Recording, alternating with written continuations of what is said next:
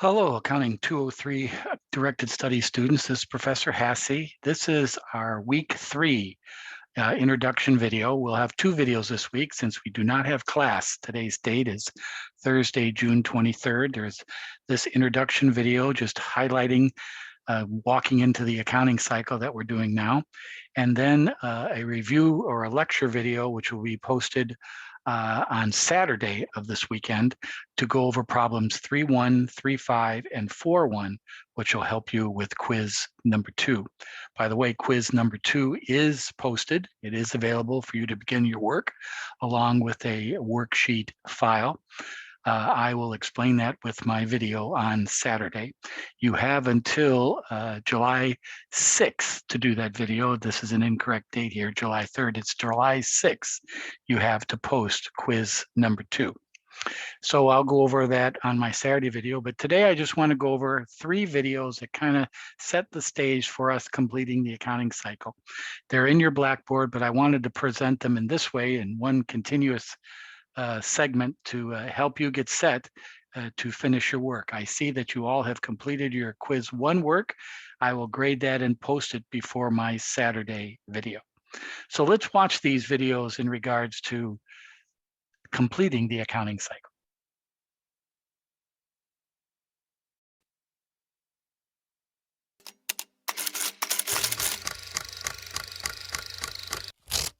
This lesson will reveal the secret of the accounting language. In the previous lessons, it was shown how to tell a business's story using the balance sheet and income statement. It will now be shown how to enhance the storytelling by using T accounts. Everything is done the same way as in the last lesson, except now the accounts within the balance sheet and income statement boxes will be represented by drawing a T for each account. When a transaction occurs, the change in the affected accounts is shown using the T account. Here is the procedure. There are 3 steps whenever a transaction occurs. Step 1 is to determine which accounts are going to be affected. Step 2 is to determine whether the affected accounts are going to increase or decrease as a result of the transaction. Step 3 is to use the specific T accounts to show the increase or decrease in each account. In the previous lessons, it was shown how to complete steps 1 and 2. Now, it will be shown how to complete step 3. In order to use T accounts, the following must be memorized. Imagine the balance sheet and its 2 halves. From the center moving outward towards the outsides means to increase.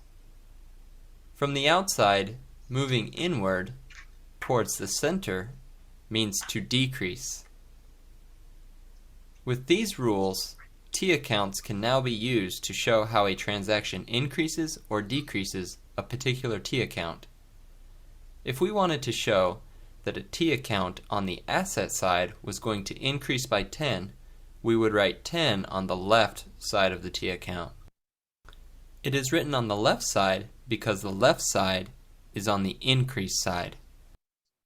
If we wanted to show that a T account in the liability section was going to increase by 10, we would write 10 on the right side of the T account. It is written on the right side because the right side is on the increase side. Now, if we wanted to show that a specific asset account was going to decrease by 5, we would write 5 on the right side of the T. It is written on the right side because the right side is the decrease side. If we wanted to show that an equity account was going to decrease by 5, we would write 5 on the left side of the T. It is written on the left side because the left side is on the decrease side. Now what about the income statement? The income statement follows the same rules. Imagine that the income statement is a part of the equity section of the balance sheet. Therefore, the income statement increases as you move from left to right, just as the right side of the balance sheet does. Any number written on the left side of a T account that is on the income statement will decrease net income. Any number on the right side of a T account on the income statement will increase income. If we wanted to show revenue of 10 on the income statement, we would write 10 on the right side of a revenue T account. It is written on the right side because the right side is on the increase side. If we wanted to show an expense of 5, we would write 5 on the left side of the expense T account. It is written on the left side because the left side is on the decrease side. So, as a review, the following must be memorized to use T accounts. From the center of the balance sheet moving outward means increase. From the outside of the balance sheet moving towards the middle means decrease. The income statement increases from left to right. To increase or decrease a T account, you must put a number on the right or left side of the T, depending on where the account is on the balance sheet or the income statement. Once again, there are 3 steps to use T accounts to tell the story of a business. Whenever a transaction occurs, step 1 is to determine which accounts are going to be affected. Step 2 is to determine whether the affected accounts are going to increase or decrease as a result of the transaction. Step 3 is to use the specific T account to show the increase or decrease in each account. Finally, here is the secret of accounting. Memorize this secret. Simply replace the word left with debit and right with credit. Forget everything you know about these words, debit and credit, and simply see them as meaning left and right. Notice the following examples. If we want to increase the asset account by 10, we put a debit of 10. Debit means left. The left side means increase for this account.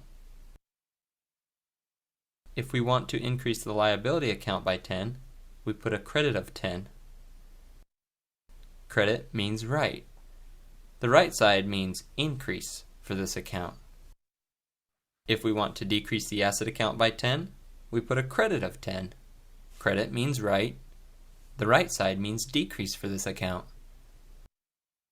If we want to decrease the equity account by 10, we put a debit of 10. Debit means left. The left side means decrease for this account. If we want to increase a revenue account by 10, we put a credit of 10. Credit means right. The right side means increase for this account. If we want to decrease income by 5 by adding to an expense account, we put a debit of 5. Debit means left. The left side means decrease income. So, to review the secret, left means debit, right means credit. You must not try to associate any other meanings to the words debit and credit. Do not think of debit cards at a bank or credit to your grade. Only think of them as meaning left and right.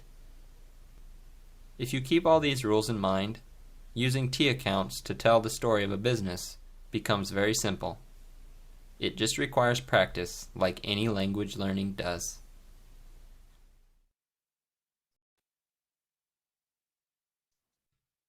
The accounting cycle represents a 6-step process that culminates with the creation of financial statements and with the analysis of financial statements. And we as external stakeholders, of course, utilize that information for the purpose of making decisions, whether it be to invest if you were an investor, or to potentially do business with an organization if you were a supplier, or potentially evaluate it for accuracy if you were a government agency like the SEC, for example. Now, as internal stakeholders, like managers and department heads and those types, they of course utilize financial information for the purpose of making decisions about potentially whether to hire staff or whether to change production schedules and those types of things. So this accounting cycle, although it culminates with the creation of financial statements, it really highlights the steps that are needed to get to the place to where we have those financial statements. And although we commonly see the financial statements and we interact with that portion or that step of the cycle, there are a number of different things that have to happen in order to be able to produce those statements. So my hope would be with this video is that you would get a general overview of the steps involved in accounting and the key steps involved with accounting that ultimately produce the types of financial statements that we see on a regular basis.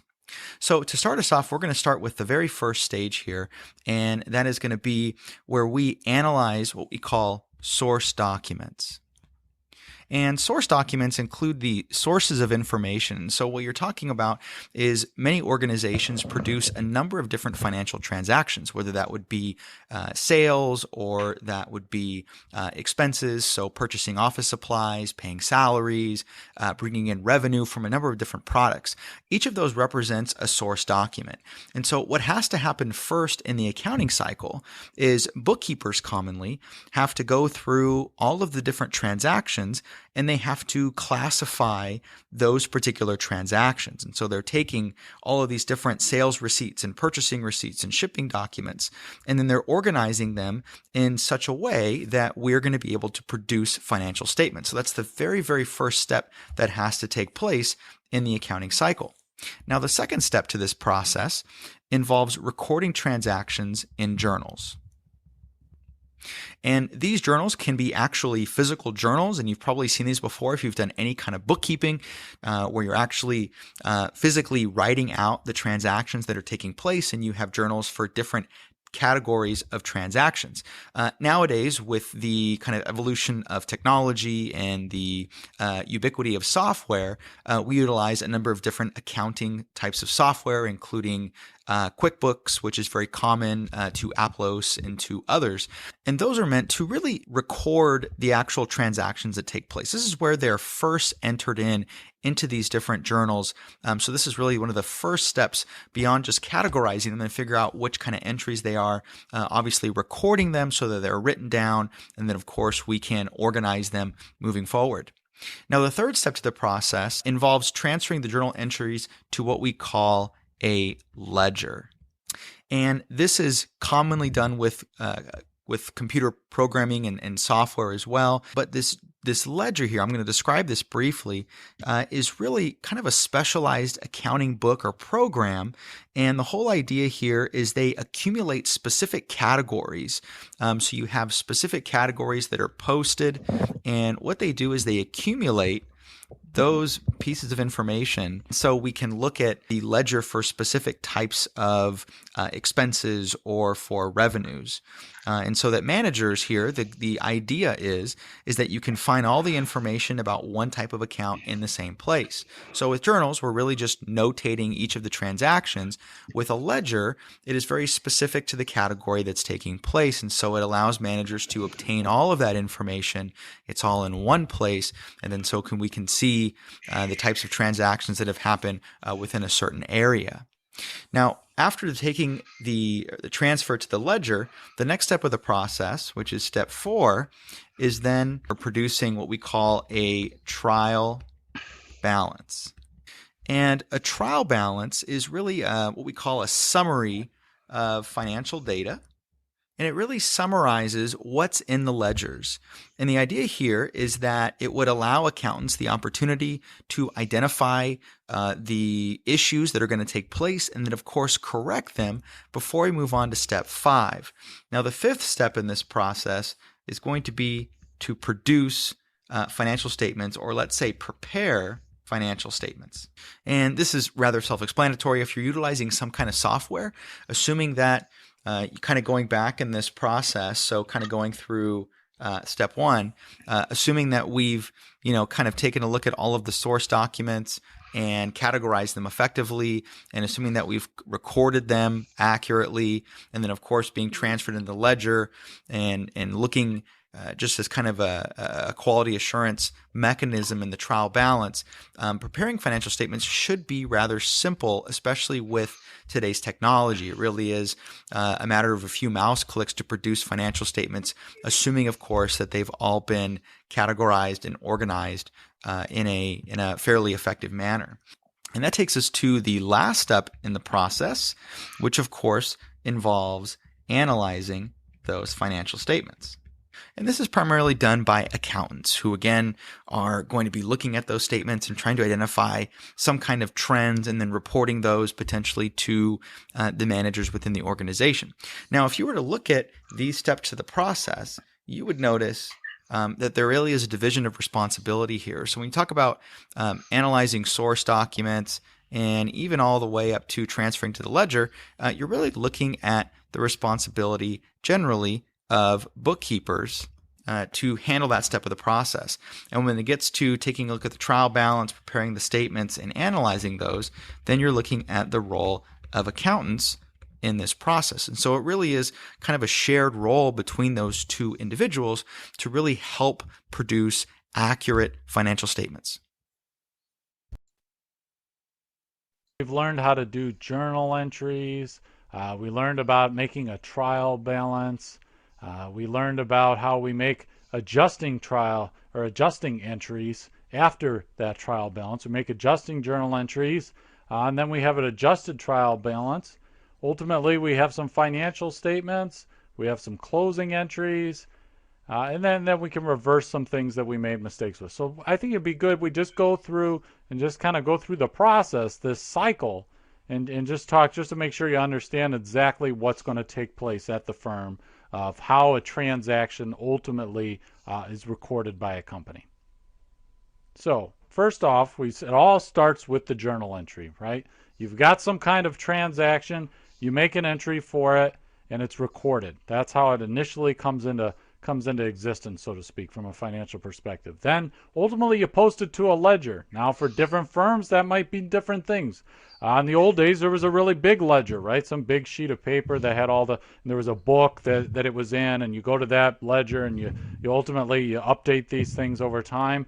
For your firm today it might be Excel is your ledger, or maybe QuickBooks or something like that. Ultimately you make the journal entries, and then you need to post them somewhere, right? So your key is, it doesn't really matter what the format of the ledger is, that you're posting this entry to some kind of master account or some kind of master file.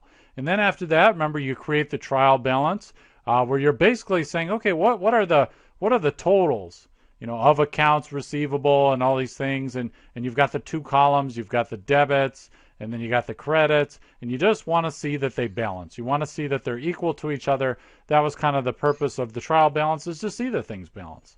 And then after you've got the trial balance together, you go ahead and you make adjusting journal entries. Remember we talked about that some things over time, they expire or they get used up, right? You might say, okay, well, I looked and the supplies have been used and we weren't really making journal entries regularly for that, or there was some interest expense or revenue. And you go ahead and you make these adjusting journal entries, these AGEs. You go ahead and you make these, and then after you've done that, you're in a position to create an adjusted trial balance that now reflects the adjusting journal entries. And then after you have done that, then you go ahead and you start putting together some financial statements, some things we haven't talked about yet: the income statement, the balance sheet, the statement of cash flows, things we're going to get to in other videos, but you can put those together once you have an adjusted trial balance. And then the very end of the period, what you're ultimately doing after you've had the financial statements, after you've shown all that, you close out those temporary accounts, right? The revenue, the expenses, the dividends. Remember, those things they just exist for a certain period, right? For a year or a quarter, but then we close them out to retained earnings, ultimately through that income summary account. But ultimately, these things get closed out and they end up going to retained earnings, which is a permanent account. And then after you've done the closing entries, then you can go ahead and say, okay, well, let's put together a post-closing trial balance. And again, as always, want to make sure that our debits equal our credits. And if they don't, then we know that we made some kind of mistake along the way. And then optionally, at the beginning of the next period, if we realize that we made some kind of mistake, maybe we shouldn't have made an adjusting journal entry, one of those entries up here, we say we shouldn't have done that, we actually found the supplies or that we thought we had used or whatever, you can go ahead and you just reverse an entry, right? You just flip it. If you credited the supplies before, you debit it, and vice versa for the corresponding entry. You just basically flip the entry, and that undoes the effect of any kind of mistaken entry that you basically wanted to undo. Okay, there's three videos to kind of highlight what we've done to. And matter of fact, the first three steps of the accounting cycle you've already done in quiz number 1. Now in quiz number 2, beginning in the next week, you'll be doing the last part of the accounting cycle. And that's the subject of my lecture video this weekend, going over questions of adjusting entries, closing trial balances, and doing all that work. We'll talk about that in our Saturday video. So right now in our Blackboard, we have under quizzes and examinations, you now have quiz number 2 that has now been posted. I will post the solutions and grades by the weekend on quiz number 1. You can begin your work on quiz number 2, but some of you might want to wait until after that lecture video of Saturday. Again, no class this week. We will have the lecture videos, and then we will meet again next week on June 30th at 6 o'clock. And then also in week number 3 will be these videos that I just went over, and also our agenda for this week and updated assignments and what we'll be doing over the weekend, and then some more videos. So again, get up to speed, and I think most of you are, by the way I'm looking at the quiz number 1, and then we'll talk again this weekend. So thanks everybody, hang in there, and we'll see you next time.